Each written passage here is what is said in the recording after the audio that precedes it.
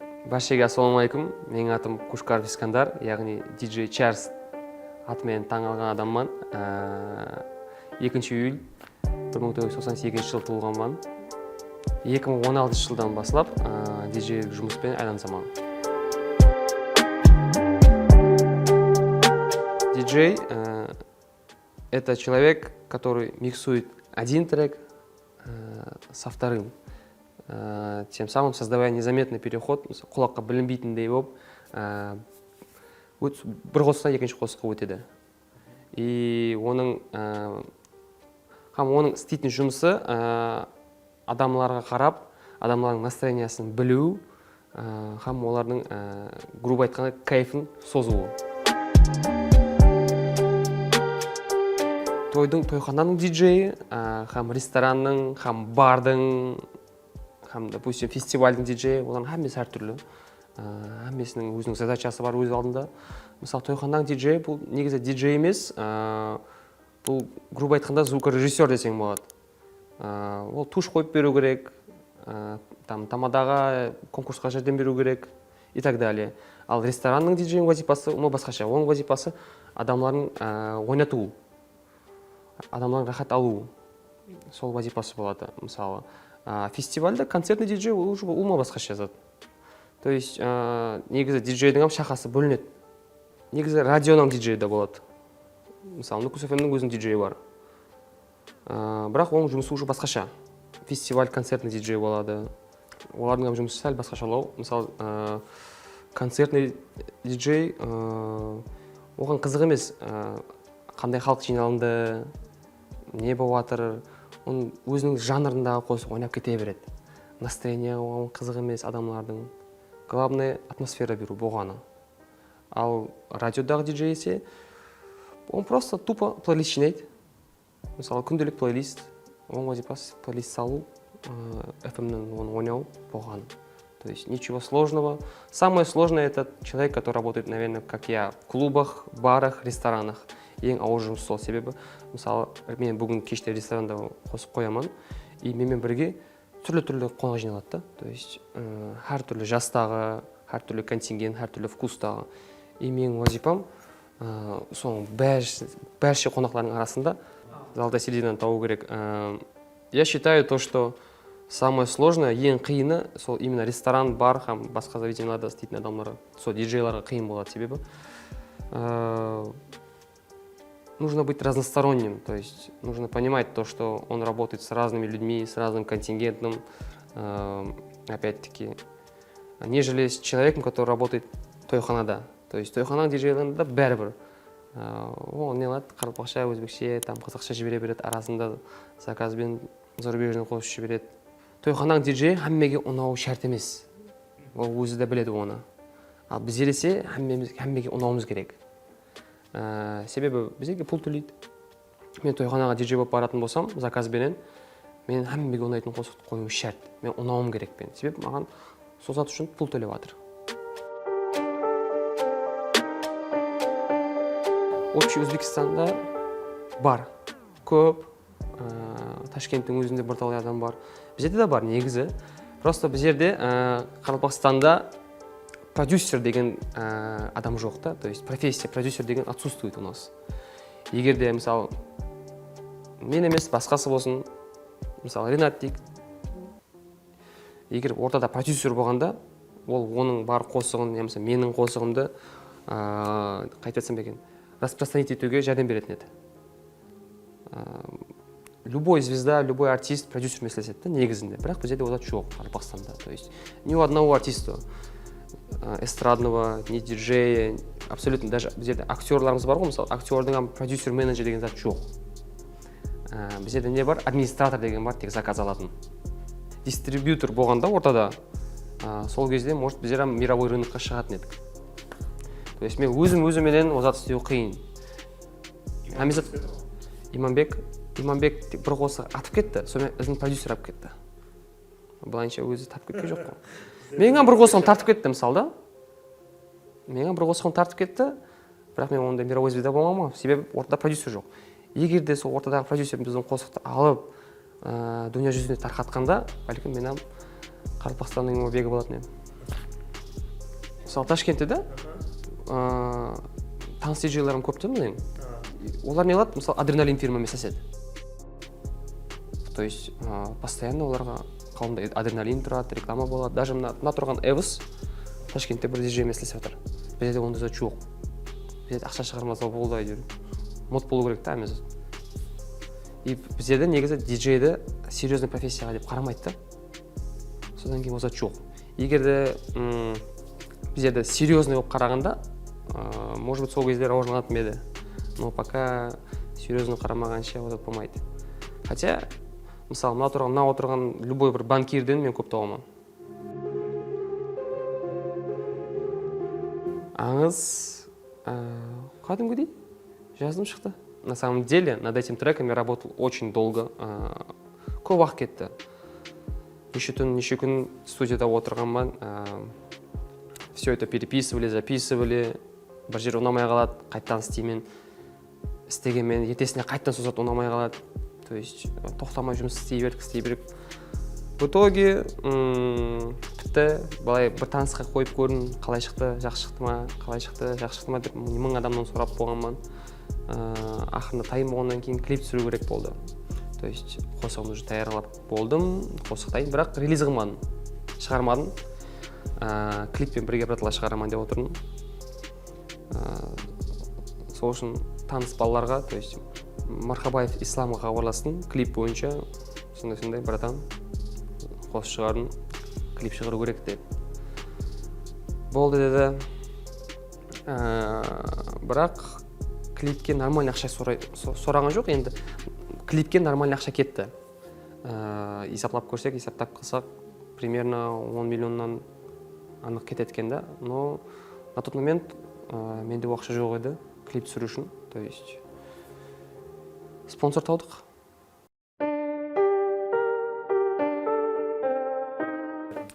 Енді Қарақалпақстандағы менталитет пәс деп айтпаймын. Себебі уже бізде де бәрі зат бар.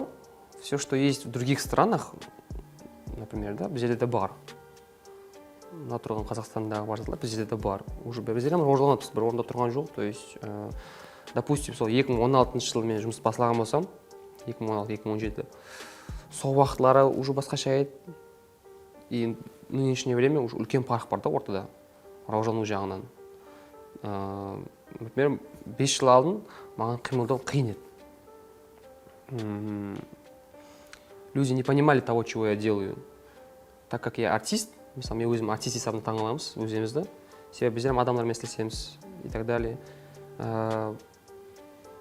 Образ болу керек та бізде де.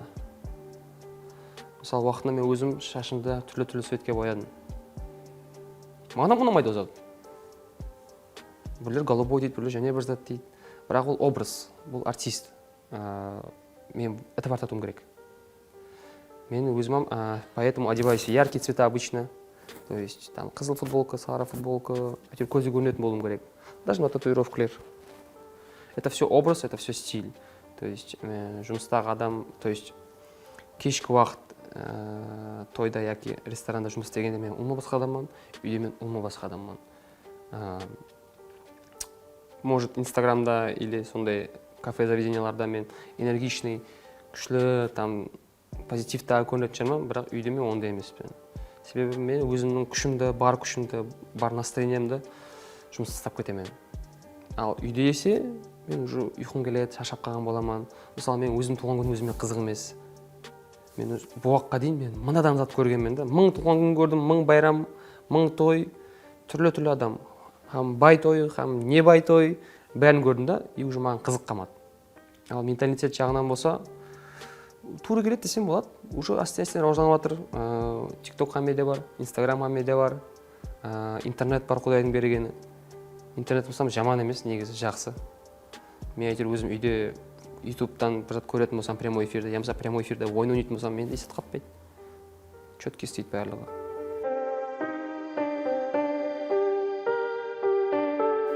Когда-то недавно не ценили, то есть ешқандай құрмет болмады. Особенно біздердің қаламызда, Нүкіс қаласында, бірақ районда қатты күшіледі құрметтен зат. Мен мысалы көп районға 5 кетемін. Шымбай, Қоңырат, Маңғыт деген районларға вообще. Туағандай күтіп алады.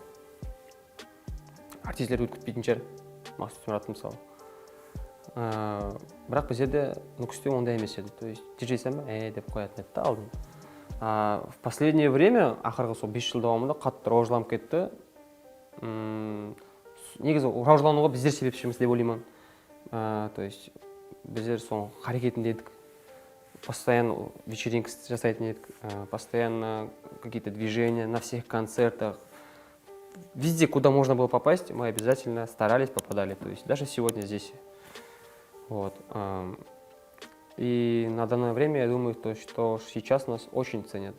Даже бывают такие случаи, то есть тойға барасаң, артист қосып қоя қойыңыз дейді. То есть уже автоматически в некоторых местах біздерді артистлерді жоғары қояды. Умеет работать, жұмыс істеп білудің басқа оборудованияң болу керек та жақсы. То есть хороший пульт, хороший ноутбук, қатпайтын. Например, мое оборудование стоит примерно на данный момент где-то $3000. То есть когда-то давно я не мог себе этого позволить. То есть с воздуха взять $3000 и купить себе, например, пульт диджейский. Мое оборудование очень дорогое, и поэтому я с ним очень бережно отношусь. Қосқыш тамадамен, тамадаға не керек? Микрофон керек, бұған, оған өзінікі емес. Тойхана микрофонмен жүре береді. Оборудование, пульт, ноутбук, стойка, мойка, пойка, бәрі өзімдікі. И соның бәрін арқалап жүру керек. Это все вес, килограмм. Качокку көтереміз, жақында сөйтіп жүріп.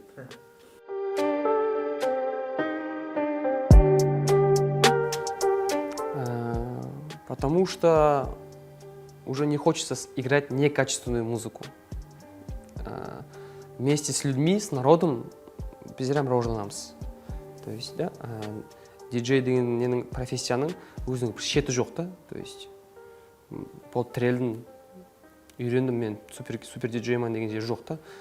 Постоянно бір зат үйреніп жүре бересің, и так до бесконечности. Потому что жылма-жыл таза затлар шығады, таза хитлар шығады, то есть таза аппаратуралар шығады, таза функциялар шығады. Сен оны қабылдап үйреніп жүре бересің. Өзіңнің вкусыңа рауажланады. И ты понимаешь, какая музыка хорошая, а какая музыка нет. Какая музыка правильная для определенного танцпола, а какая нет. И, естественно, тебе всегда охота играть только самые лучшие треки, только самые свежие, самые такие вот прям хиты. Тебе не охота, например, мысалы, сен бір четкий бір электронный зарубежный музыка қойып отырсаң, и раз блин дұрыс харизмский. Ол кезде адамдарыңа настроениесі түсіп кетуі мүмкін. Мысалы 100 адамнан 10 адам харизмші қосып ойнағысы келсе, қалған 90 адамның негізі ойнағысы келмейді. И также я ресторанда жұмыс істеп жатқан кезде, мысалы біреу келіп тұрса, маған харизмский қосып қойып бер дейді. Бірақ қалған адамдардың озат қалап жатқан жоқ екенін мен түсінемін, оны бір қарап. Яқ тартпай кетеді деп. Мен яқ деймін. 300 берсем, яқ дей беремін. Ондай вақияларым болды. Или наоборот. Мысалы, жас үлкендердің банкеті, мысалы 60 жылдық банкетте мен жұмыс істеп жатпан бүгін. Глең жас үлкендер хасет ойнайтын деймен, оларға специально орнала плейлистім бар. Сол плейлист бойынша мен жұмыс істеймін солармен бірге. И мынаяқтан примерно 3-4 молодежь келеді. Что-то мынау Харларский қосып қой, давай зарубежный қосып қойып берсем, мен яқ деймін. Себебі менде основной аудитория жас үлкендер болып тұр қазір. Уже мен автоматически соларға қарап жұмыс істеп кете беремін да. И в целом тоям, жас үлкендердің тойы да. Если бы мен қатын кешкі той, комсомольский тойда жұмыс істеп жатқан болсам, мен жастар үшін қосып қою керек болса, мен автоматически уже залда қарап, бақалап, егер де жас үлкендер көплеу болса, табар етуге харекет етемін. Егер де наоборот, жастар көплеу болса, мен уже автоматически жастарға табар беремін. Егер де примерно 50-50 болса, мен сол золотая серединаны ұстап отырамын. То есть, чтобы и жас кішілерім хасет ойнайтындай, и жас үлкендерім хасет ойнайтындай. Әзіргі уақытта диджей болғысы келетіндер көп. Себебі это интересная профессия. Там есть и деньги, и веселье, и девушки, и алкоголь, то есть все в одном.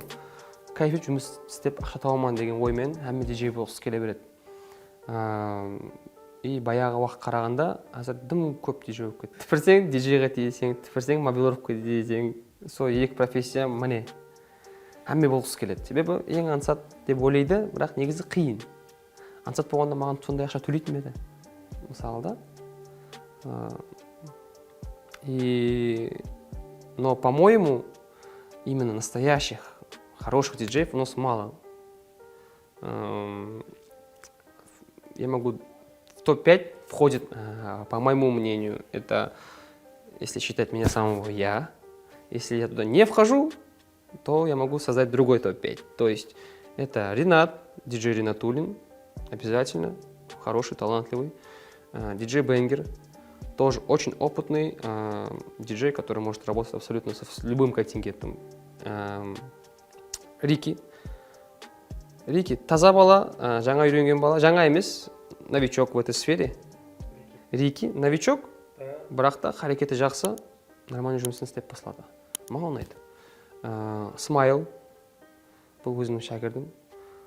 Олам жұмысын жақсы. Біздің копия ғой.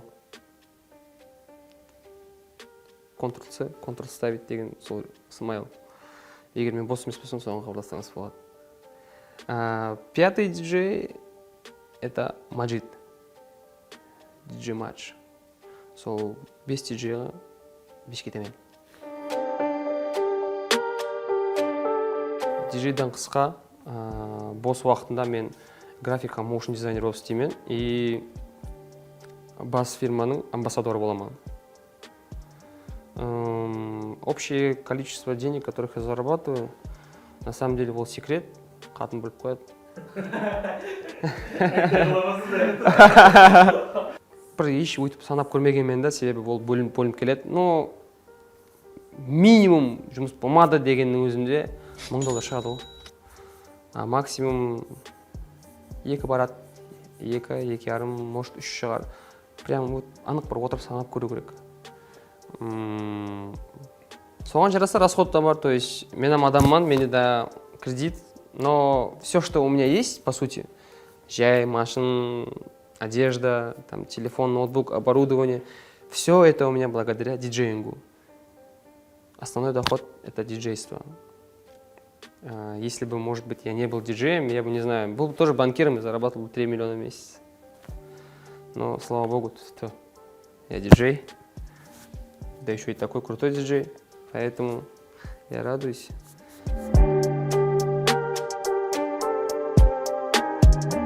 Енді ондай зат 1000-нан бірі болады, расын айтайын біз жерде. 1000-нан бірі болады. Мен, мысалы, уже уақытым расписание, то есть мен, мысалы, ресторанда дейік, мысалы, мен қосып қоятын уақытым 9-дан 10-ға дейін болса, 1 сағат, егер адам жоқ болса, мен сол 1 сағат қоюым шарт.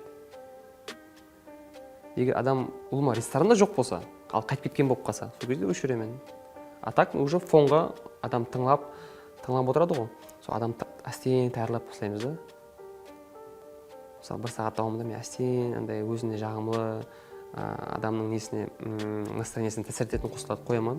И уже кейінгі екінші таныс болуға олар уже таяр болып шығады да. И любой тастап берген затты жеп кете береді.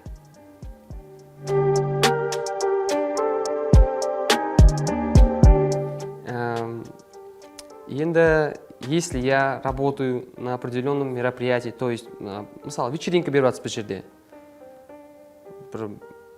Любой ресторан мені шақырды, так, маған мынандай байрам өткізіп бер десе, сол уақытта уже ресторанның атынан болады.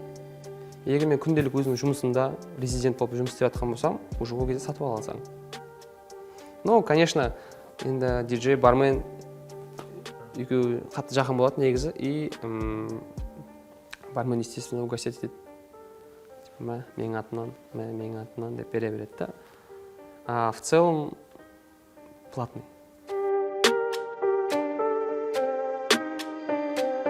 Чибірс емес, шибірс емес, чарс, просто чарс. Бұл ат маған просто қатты ұнады. Когда звучит, это приятно звучит, запоминающийся, просто, модно, современно. Поэтому и чарс. Да, менде мысалы біреулер сұрайды, мысалы мынандай болып қалады, мынандай уақиға болды, мен бір тойға бардым, зрительно адамдарға бақылап алдым, то есть жас үлкенлерім бар, нормальный, жас орталарым бар, орта дегенім 25-тен 35-ке шекем. И жас кішілерім бар, то есть до 25 лет, 25 жасқа шекем. И чтобы угодить всем, чтобы хаммеге ұнау үшін, мен әр түрлі қосып қоямын да. Баста бірін тастап көремін. Реакциясы қандай болады екен адамдардың, ұнай ма оларға, ұнамай ма, тартпайды ма? Так, екінші вариант тастап көремін. Егер сол тартып кетсе, уже сол бойынша кете беремін да. И арасында бұрын қосықларым бар, то есть баяғы хит қосықларымыз. Хаммеге ұнайды. Оны мысалы жас кітайларым біледі, жас үлкенлерім біледі да. Четкий мысалы. Прям вот мәс болады сол тойға. Сондай етіп жас үлкенлерге қарап, жас кішілерге қарап, общий бір плейлист түзіп, сол по ходу дела, лайф қосық қойсам, біреу келеді, не бұрын қосықларды қоясың, неге андай, неге мынандай дейді, давай нарахати жібер дейді да. Мен айтамын, яқ, нарахати бұл жерде тартпай қалады, адамның рахаты қашады демен, рахатпен бірге. Поэтому, как и говорят же, негізі жаман қосығым жоқ. Жаман, бұрынғы, таза. Просто бір ситуацияларда сол бұрынғы қосық жәрдем береді. Бір ситуацияларда сол таза қосық жәрдем береді. То есть ситуация қарап, атмосфера қарап, именно нужный қосық, нужный плейлист пайда болады да. Сол үшін біздер үлкен гигабайт, терабайтлап библиотека жинап қоямыз.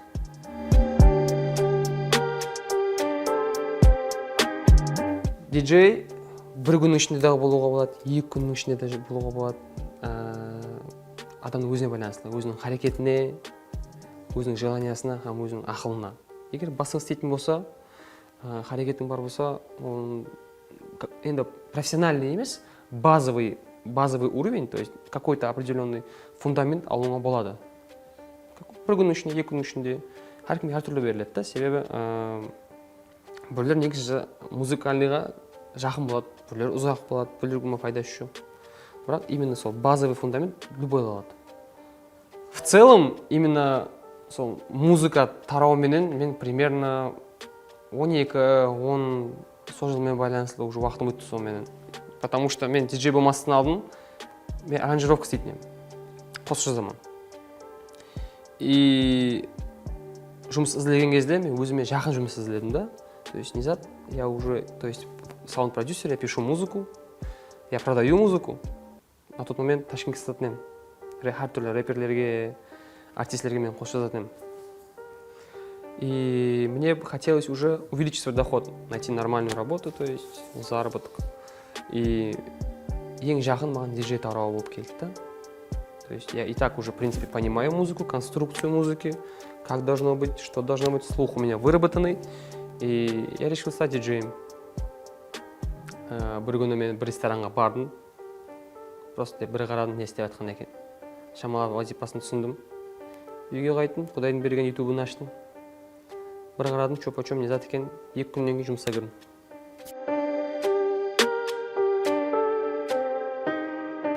На самом деле қатты қиын, потому что біз түнімен ұйықтамаймыз. Негізі нормальный сон, нормальный адамда негізі 10 сағат 11-де ұйықтау керек, 10-11-де. Біздер есе 2-3-де ұйықтаймыз. Дұрыстап ұйықтамағаннан кейін иммунитет түсіп бастайды. Это раз. Второе – это уши, то есть құлақ, слух. Из-за очень громкой музыки, такой вот, из-за постоянной громкой музыки у нас автоматически портится слух. Это одна из больших причин, то есть, по которой портится здоровье. А также, опять-таки, диджей был стресс. У меня проблемы с дыханием, то есть из-за сигарет, из-за спиртных алкоголей, то есть из-за всего у меня тоже есть проблемы, как у любого человека, но я это не показываю людям, потому что кому я буду интересен, весь больной, весь рассыпленный, то есть бер жағым шіріп жатыр, ар жағым шіріп жатыр, кімге қызық болады. Нам приходится, то есть мы даже не лечимся, уақытымыз жоқ емленуге негізі, да? Пұл бар болғанмен уақыт жоқ. Себеп мен емленетін болсам, мен бір айлап, аптелеп үйде жатуым керек. мен бір апта үйде жатсам, мен бірталай тарамады жоқ жаман.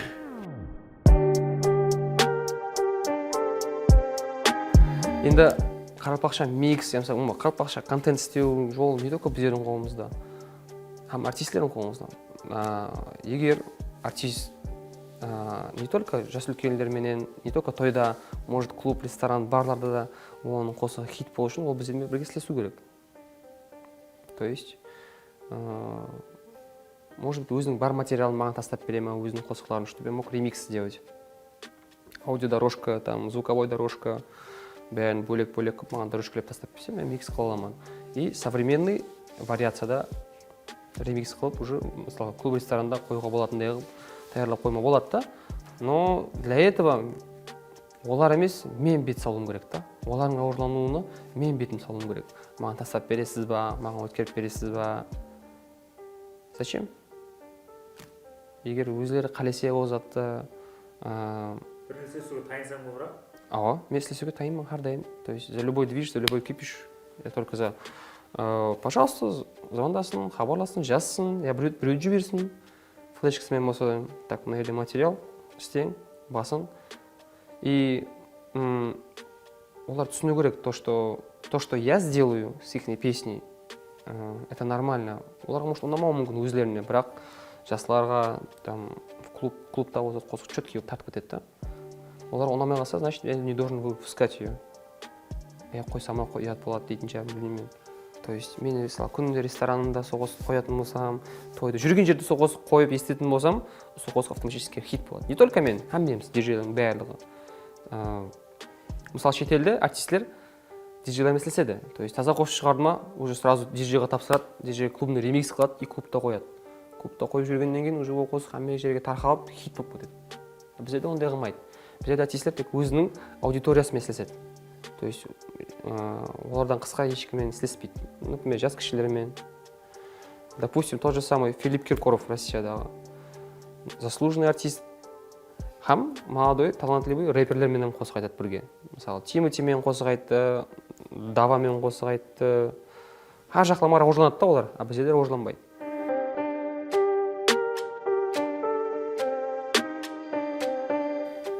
Если вы конкретно уже сол шешімге келдіңіз, мен сондай диджей боламан, соты қалимын дейтін болсаңыз, ешкім тыңламан, істей берін, көрің.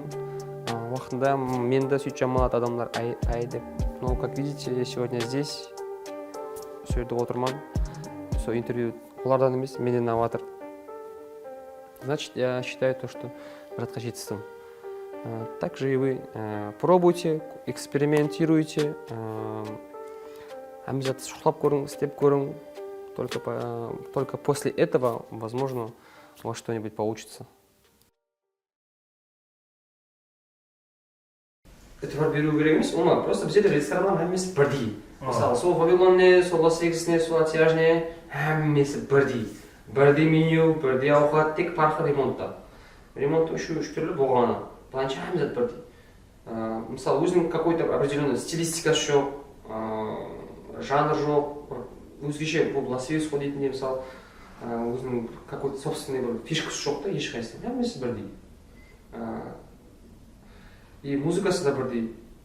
Мысалы, Вавилонға барып, тап соны менің қоятын қосықтарын қойылған болады. Любой жерде, любой диджей бірдей қосық қояды. Себебі халық соғыс сұрайды да. Өзінің бір определенный жанр болғанда, мысалы, мынандай қосық қалайтындар, пожалуйста, Лас-Вегаске. Мынандай қосылар қалайтындар, анаға барым. Мынандай қосылар істейтіндер, анаға барым дегендер жоқ та бізде. Или ода жегінен ожланбаған. Егер сондай бір ожланса, мен ойлаймын, әмме ресторанында өзінің клиентурасымен өзінің жұмысы постоянно болады да. Просто әзір даже конкуренция емес ол. Просто мысалы, сен бүгін мына жерге Лас-Вегаске отырдың, екінші жерде отырғың келмейді, бірақ Вавилонға барасың. Вавилонда отырып одан кейін Атияжға барасың. Атияжға барып қайттан Лас-Вегаске келсең да. Сондай болып да. Потому что ондай үлкен парк жоқ. Ремонтта кіттай, обслуживаниеда парк болуы мүмкін, бағаларда парк болуы мүмкін. Музыкада да кіттай, ондай үлкен парк болмайды. Потому что уақытта жақсы диджей істейді, ажалда жақсы диджей істейді. Әме жерде жақсы диджей істеп жатыр да, просто именно вкус жағынан, стиль жағынан әмеміз бірдей. оған себеп осындай зат халық сұрап отыр біздерден. Біздерден емес, рестораннан талап етіп, ресторан десе біздерден талап етіп болады. Біздер халыққа ұнайтын қосып қоюымыз шарт болып қалады ол кезде. Егер де жаңағыдай алдын айтып өткендей, әр ресторан әртүрлі стильға бөлінгенде, сол кезде қызық болар ма еді. Мысалы, саған энергичный, сондай тяжелый бір қосып тыңдағың келсе, ана заведениеға барасың, как раз сенің стилің бойынша тек сондай қосып, и хам тек сондай аудитория болады, сол жақта атмосфера өзгеше болады да. Яқта уже, например, попсовый қосып, более спокойный андай қосықтар болса, сөйлеп келіп тыңдайсың, мысалы, сөйлеп, әйтеуір демаласың.